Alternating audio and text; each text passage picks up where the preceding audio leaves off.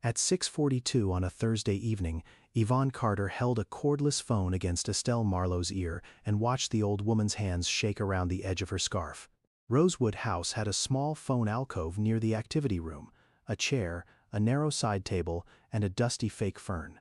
It was quiet, and quiet mattered to someone who had spent months trying to hear through a world that spoke too fast. Estelle sat very straight in the chair. She was a 76-year-old retired public school music teacher with a patterned scarf at her neck. Her hearing aid had been dead for days. Yvonne knew because Estelle leaned closer whenever anyone spoke. "Dana," Estelle said. Her voice was thin, but the name was clear. Yvonne had worked at Rosewood for nearly 4 years. She was a black care aide with patient hands, a good memory for routines, and no patience for people who talked around older residents as if age had turned them into furniture. Estelle remembered phone numbers best in groups of 3. "Do you remember it?" Yvonne asked. Estelle nodded. 610. Yvonne dialed the number Estelle gave her. Her thumb had barely pressed the last digit when Lydia Hale's voice came from the hallway. "Yvonne, stop that call." Lydia was Rosewood's director. She wore soft gray cardigans, low heels, and an expression that made every sentence sound like it had already been approved by someone else. She stood beneath the hallway light with a folder against her chest. "Ms. Marlowe has a family communication directive," Lydia said. "You know that." Yvonne kept the phone close to Estelle's ear. It was ringing. "She asked me to call her daughter," Yvonne said. "Her son asked that Dana not be contacted. Calls upset her." Estelle looked from Lydia to Yvonne. She could not hear the whole exchange, but she could see the shape of it. Her fingers tightened around her scarf. Then something small slipped free from the cloth. It hit the tile with a bright, hard click. Yvonne looked down. A hearing aid battery, no larger than a button, had rolled beneath the chair. Its little tab was blue. For 1 second, nobody moved. Yvonne bent and picked it up. It was new. She could see the clean edge of the blue tab. Estelle watched her with such focus that Yvonne understood before a word was spoken. "Do you want this in?" she asked. Estelle nodded once. Then she pressed her hand against Yvonne's wrist, as if to hurry her. The phone stopped ringing. Yvonne looked at the screen. There was an option to call again. She slipped the battery into the hearing aid with the simple, practiced care of helping someone use a familiar thing. Estelle blinked when the device came alive. A faint whistle sounded. Then the phone rang a second time. This time, someone answered, "Hello?" The voice was a woman's, breathless and cautious. Estelle's face changed. "Dana?" she said. Yvonne saw the moment the sound reached her. Estelle did not have to lean forward. She did not have to read lips. Her shoulders lifted as if a door inside her had opened. "Mom?" the woman said. "Mom, is that you?" Estelle's eyes filled before any tears fell. "Do not let Dorian sell my house," she whispered. Lydia crossed the alcove in 3 quick steps. "That is enough," she said, taking the phone from Yvonne's hand. "She is talking to her daughter," Yvonne said. "You are not authorized to make that decision." Behind Lydia, a man stood at the end of the hallway with one hand on a white folder. He was tall, neat, and dressed in a dark coat that still held the cold from outside. Dorian Marlowe did not come close. He did not need to. When Estelle saw him, her fingers went still around the scarf. "Mama?" Dana's voice called through the phone before Lydia ended the call. The silence afterward was so sharp that Yvonne could hear the heating system click on above them. Lydia looked at the blue battery now sitting inside Estelle's hearing aid.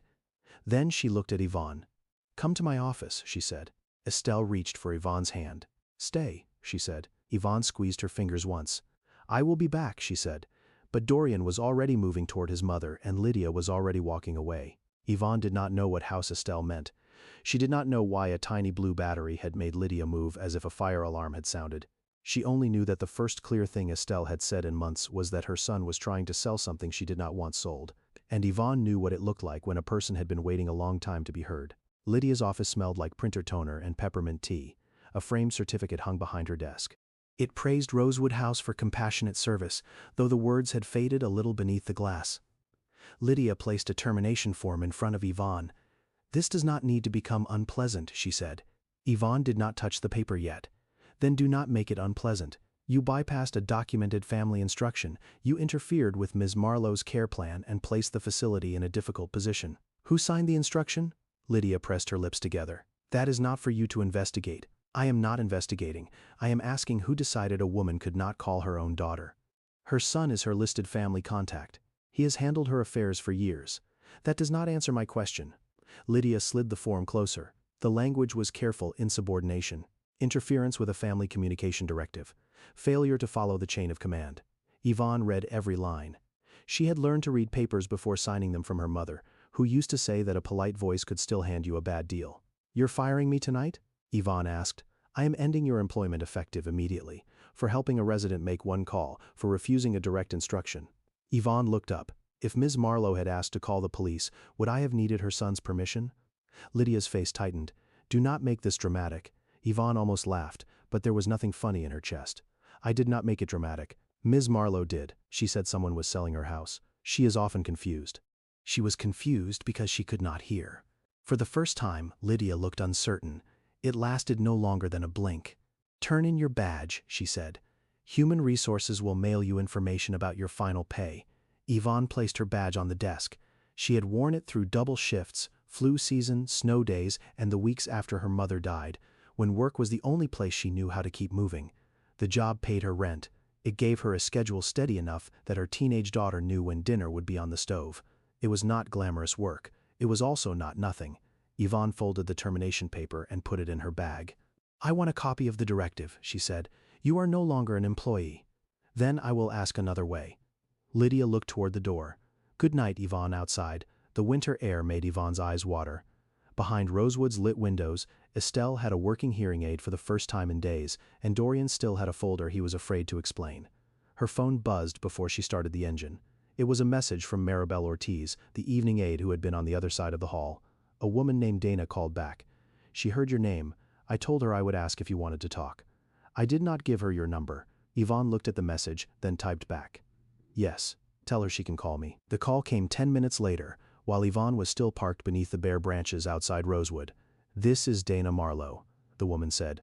Her voice had the strained steadiness of someone trying not to ask 10 questions at once. "Were you with my mother?" "My name is Yvonne Carter. I was a care aide at Rosewood until about 20 minutes ago."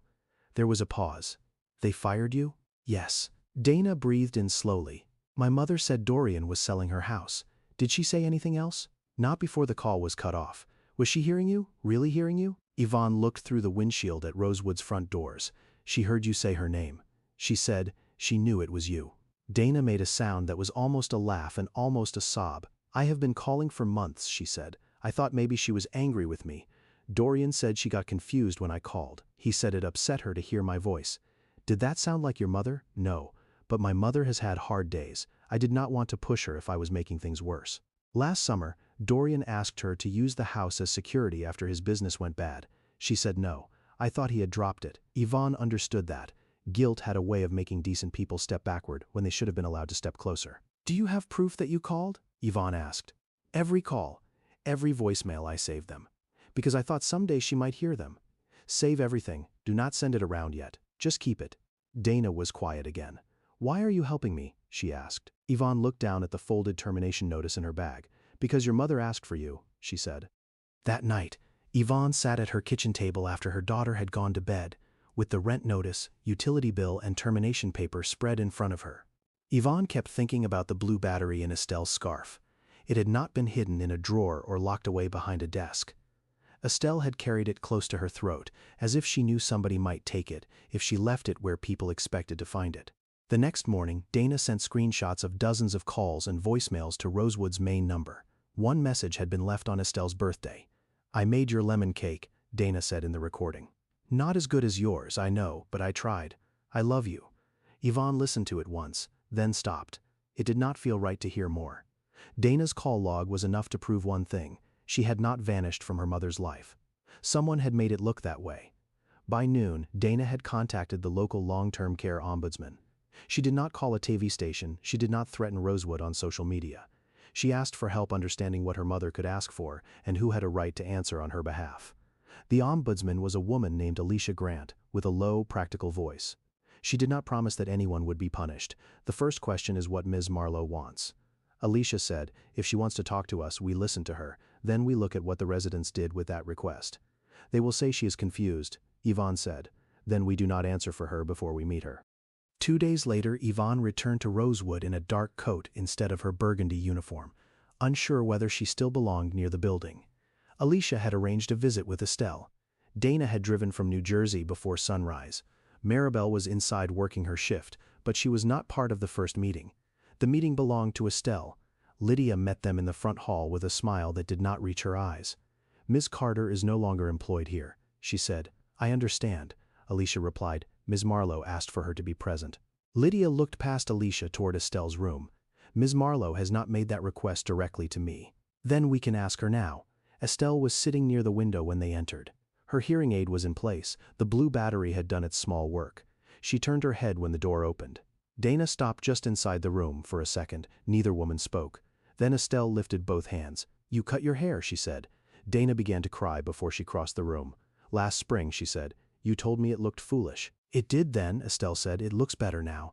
It was not a dramatic reunion. There were no long speeches. Dana knelt beside her mother's chair, and Estelle touched the side of her daughter's face as if she were checking that a familiar note still belonged in the same song.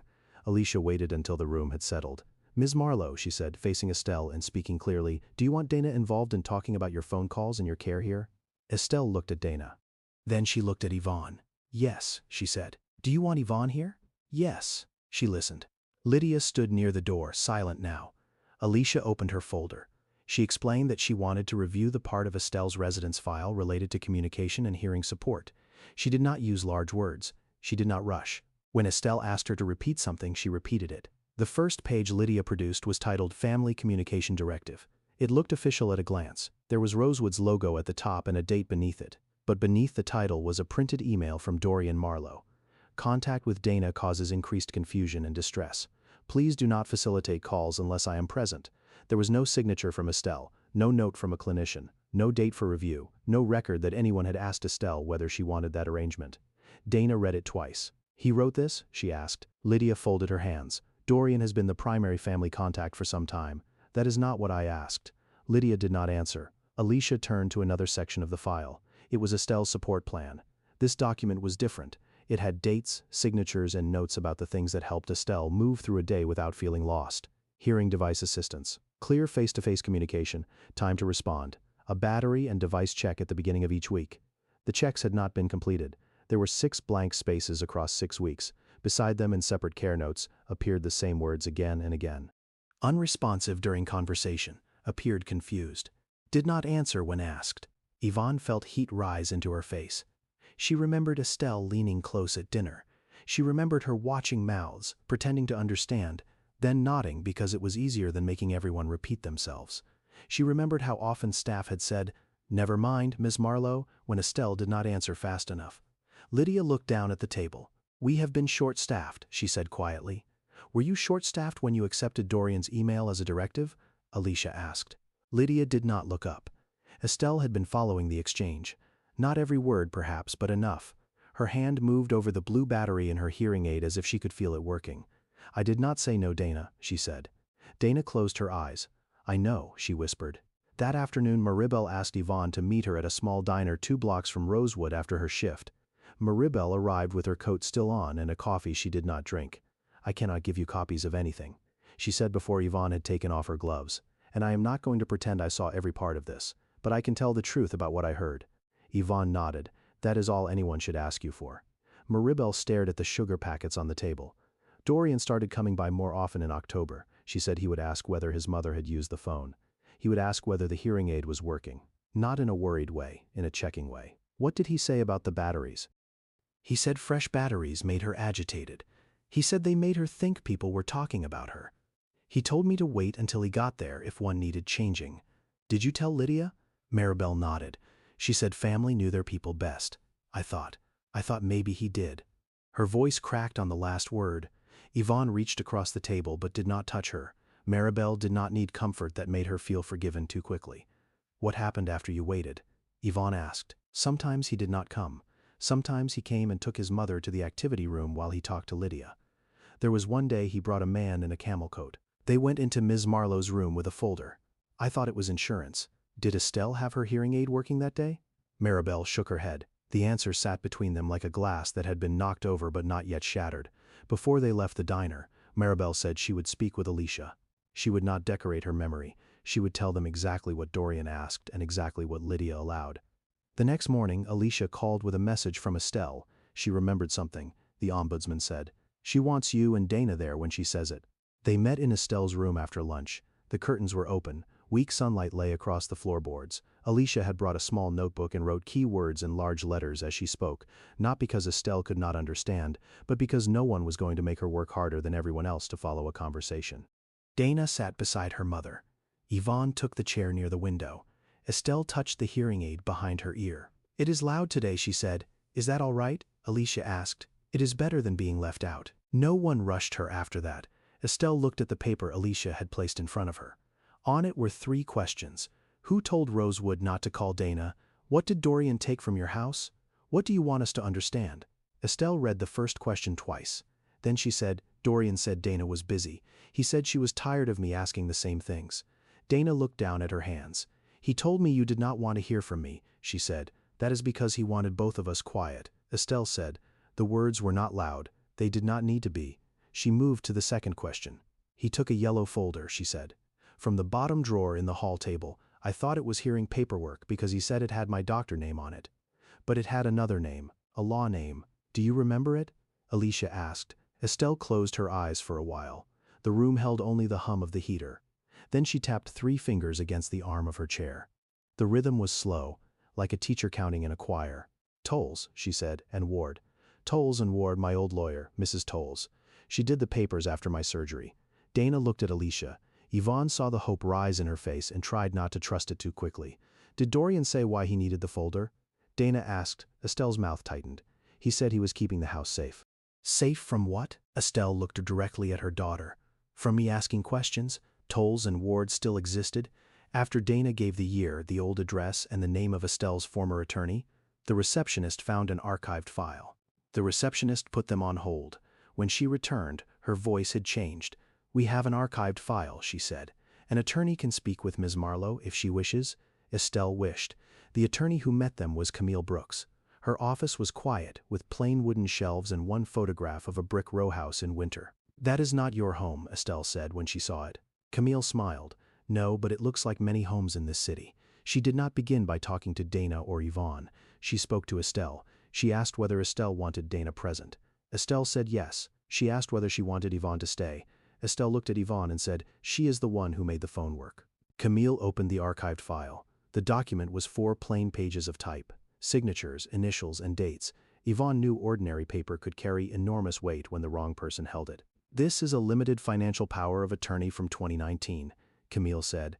"Ms. Marlowe, you named Dorian to pay property taxes and utilities while you were recovering from surgery." Estelle nodded. "I did not want the lights cut off while I could not see straight." "That makes sense." Camille turned to the final section and placed one finger beneath a paragraph. "This document does not authorize Dorian to sell, mortgage, or transfer your row house without separate written consent from you." Dana let out a breath that sounded like she had been holding it for months. Yvonne looked at Estelle. "Did you give him separate written consent?" Camille asked. "No," Estelle said. "Did you sign papers about a sale recently?" Estelle thought for a moment. "He put paper in front of me. He said it was about the hearing aid. I told him I could not hear him. He said just sign where he pointed." The room became very quiet. Camille did not say that it proved anything. She only nodded and wrote a note. "Would you like us to contact the broker and ask what document Dorian gave them?" she asked. Estelle looked at Dana. Then she looked at the blue hearing aid behind her ear. "I want to call them," she said. "I want them to hear me." The broker's name was in Dorian's email signature. Alicia had found it in the paperwork Rosewood filed with the directive. The company was Hearthline Property Group. Camille called the number and put it on speaker. A man answered after 2 rings. "Hearthline Property Group. This is Nathan." Camille introduced herself, then she handed the conversation to Estelle. Estelle sat forward in her chair. "My name is Estelle Marlowe," she said. "I own the house on Linden Row. I am told you have it for sale." There was a long pause on the other end. "Ms. Marlowe, we were contacted by your son," Nathan said carefully. "He provided a document showing he had authority to act for you. We have not closed anything. We were preparing a preliminary listing for a cash buyer. I did not tell him to sell it." "I understand no," Estelle said. Her voice was firmer now. "You understand now because I can hear you." Nathan did not argue. He said he would send the document Dorian had provided to Camille's office. He said the listing would be paused while the question was reviewed. He did not promise more than that. It was enough for the moment. The scan arrived 20 minutes later. Camille printed it and laid it beside the original file. The differences were not dramatic at first. Both had Estelle's name, both had Dorian's name, Both looked like the kind of pages most people would skim before trusting the person who handed them over. Then Camille pointed to the bottom corner. "The original is 4 pages," she said. "This scan is 5. The added page was titled Real Estate Authority.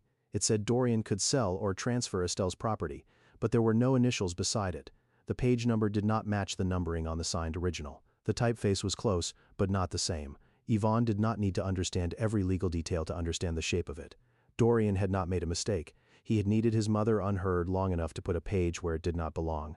Camille placed both versions into separate folders. "I can send a formal dispute notice to the broker today," she said.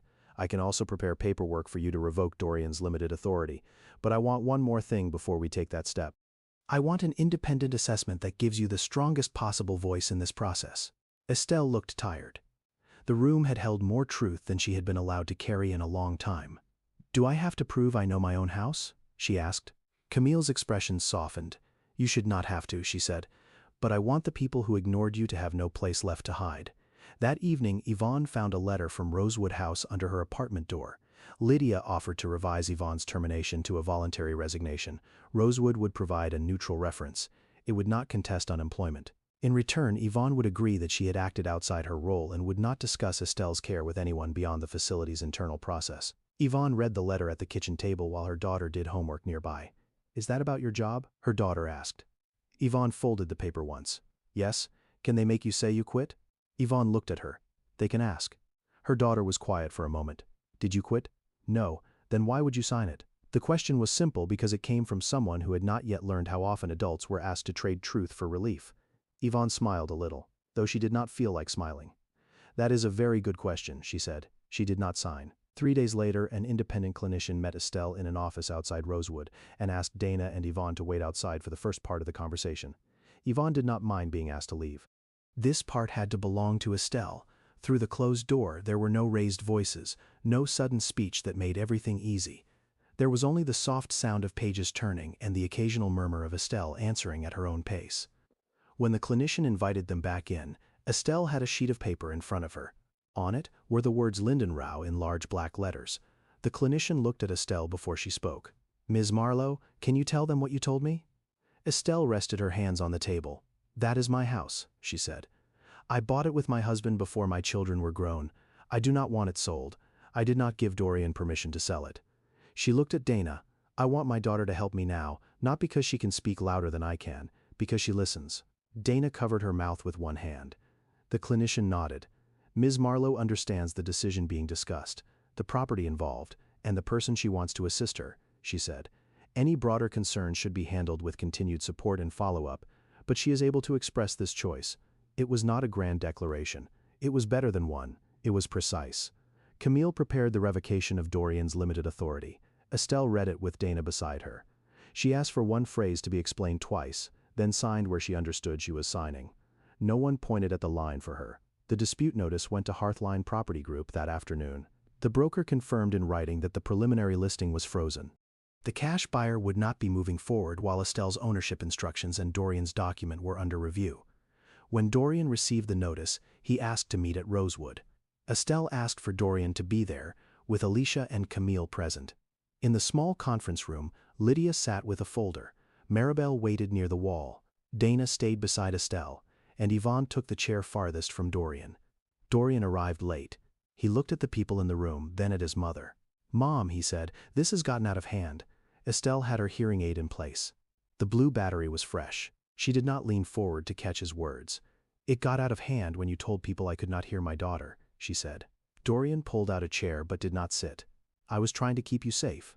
The house is expensive. The repairs, the taxes, the insurance. You do not need that burden. Then you should have talked to me about it. You were not in a place to make those decisions."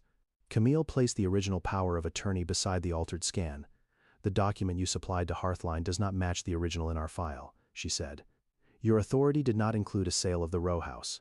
Dorian looked at the papers but did not touch them. "I was trying to make a plan," he said. "By adding a page?" Dana asked. His eyes moved toward her. "You have no idea what I have handled for this family." "Neither did Mom," Dana said. "That was the problem." Lydia cleared her throat. It was the first sound she had made since Dorian entered. "Rosewood is reviewing the communication directive and the support plan failures," she said. We should not make conclusions in this room about matters outside the facility. Alicia turned to her. You made a conclusion inside the facility, she said. You accepted a relative's email as more important than a resident's request.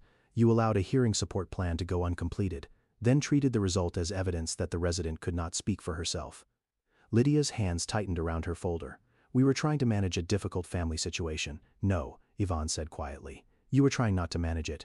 Everyone looked at her. Yvonne had not planned to speak. She had told herself the documents were enough, but she thought of Estelle in the phone alcove, holding a blue battery inside her scarf because she did not trust anyone to let her hear. You did not have to solve every problem in that family, Yvonne said. You only had to ask Ms. Marlowe what she wanted. Lydia looked down for a long moment. Dorian said nothing. Then he picked up his coat. I need a lawyer, he said. Camille did not answer. No one did. He left the room without looking at his mother again. The meeting did not end with applause. It ended with forms, timelines, and people deciding what had to happen next. Rosewood agreed to preserve the relevant communication and support plan records. Alicia documented the resident rights complaint. Camille sent the altered scan and the original document to the appropriate people for review. The broker kept the listing frozen. Dorian's limited authority was revoked. None of it gave Yvonne her job back that day.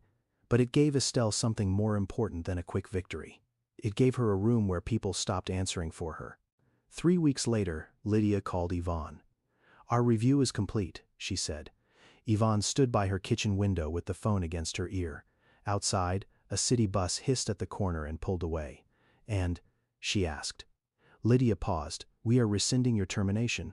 Rosewood will provide back pay from the date you were dismissed. We are also revising our communication process and our hearing support checks. Yvonne said nothing. I know that does not fix what happened, Lydia continued, but I am asking whether you would return. Has Ms. Marlowe seen the new process? Alicia reviewed it with her. Dana was present, and Ms. Marlowe agreed to it? Yes. Yvonne looked at the folded resignation letter still sitting in the drawer beside the refrigerator. She had kept it because some papers needed to be remembered before they could be thrown away. Then I will come back, she said. When Yvonne returned to Rosewood, she wore a clean burgundy uniform and carried the same small lunch tote as before. The front desk clerk looked startled when she saw her badge. The new badge had the same cheap plastic, the same logo, the same name, but under Yvonne's name, Rosewood had added one small line, Resident Support Liaison. It was a practical change in duties, not a grand promotion. Yvonne would still help with daily care, but staff could now call her when a resident's request, hearing need or family conflict was being pushed aside. She accepted the title because Estelle had looked at her during the review and said, they need someone who notices when a person is being talked over. Estelle remained at Rosewood for the time being. That was her choice too. Her rowhouse was still hers. The preliminary listing had been canceled. Dana helped with the bills Estelle asked her to help with, and the attorney kept the original documents where they belonged. The question of Dorian's altered scan did not disappear in a single meeting. It moved into letters, reviews, and a referral that would take its own time. Quiet proof did not need to pretend that every wrong ended with handcuffs and a judge's hammer. Some consequences began when a person could no longer hide behind a page they had changed. On Yvonne's first Friday back, she found Estelle in the phone alcove after dinner. The fake fern was still dusty, the narrow side table was still scarred from years of coffee cups, but beside the cordless phone sat a small clear case with a white label. Estelle hearing aid batteries. Inside were 4 blue batteries. Estelle looked up when Yvonne entered. Dana is calling at 7, she said. Do you want me to stay? Yvonne asked. Estelle considered it. No, she said. Then she smiled. But you can walk by and make sure nobody steals the phone. Yvonne laughed. At 7, the phone rang. Estelle answered it herself. Dana, she said. Her daughter's voice came through clear enough that Yvonne could hear the warmth in it from the doorway. Mom, I made lemon cake again. Estelle made a doubtful sound. You still put too much sugar in it. I knew you would say that. Yvonne did not stay to hear the rest. She checked the small case one more time, saw the blue batteries resting in their labeled spaces, and kept walking down the hall. Behind her, Estelle began to laugh. No one reached for the handset.